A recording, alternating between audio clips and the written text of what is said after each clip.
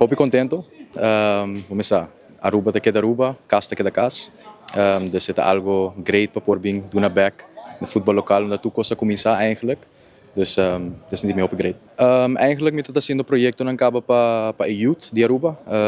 Dus een academia personal, academia ta basada na Holanda in Aruba. Dus assim nós logra ajuda youth de Aruba para bai Holanda, pero de uma maneira preparada. Até agora que nós temos seis keeper, com nossa manda personal, mijn meeste keeper.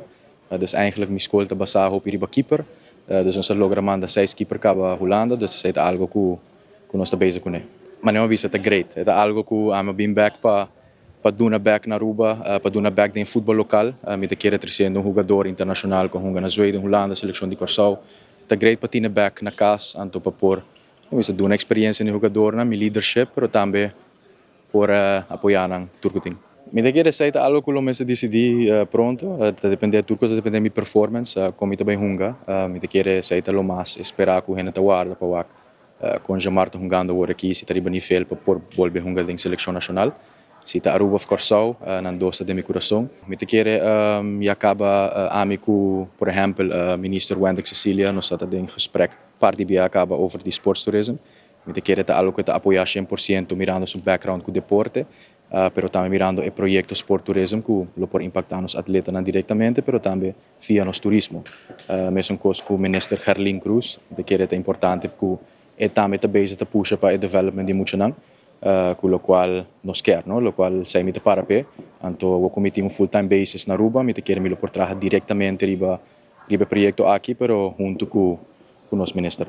Me de querer tem diferentes projetos ongoing, pero ainda nos não touch é básico da sportturismo.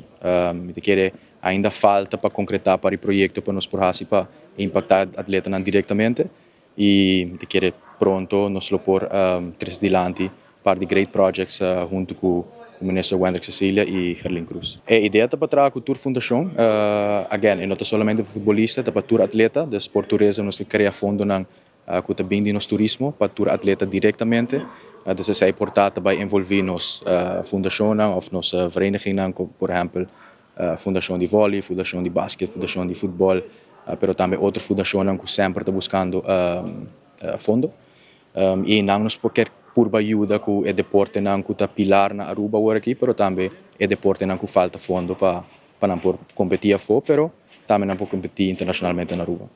Me estou seguro não conhecer meu bom, me estou seguro não tem meu número, pero me te querer importante que o projeto na aqui está basado again turismo, pessoal da sportturismo, sobre nós está conhecido com o turismo, é algo que tem cabo, então nós por combinar com o deporte, com o qual again, minister Wendek Cecilia seu background da deporte, é fanático grande de futebol. E Gerlin Cruz também está muito bom bezig com nós muito não para develop de uma maneira diferente.